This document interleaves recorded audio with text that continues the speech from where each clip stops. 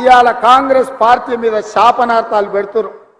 నేను అడుగుతున్నా, సోయిలేని సన్నాసులను, దద్దమ్మలను, పేదోళ్ళ బిడ్డలకు మేము వేలాది ఉద్యోగాలు ఇస్తే మీ కడుపు మండిందా అని చెప్పి నేను అడుగుతున్నా.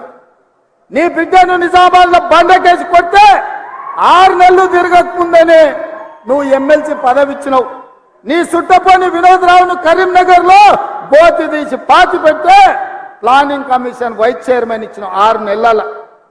మరి నీ కుటుంబానికి ప్రజలు బండకేసి కొడితే ఉద్యోగాలు ఇచ్చుకున్నావు కదా.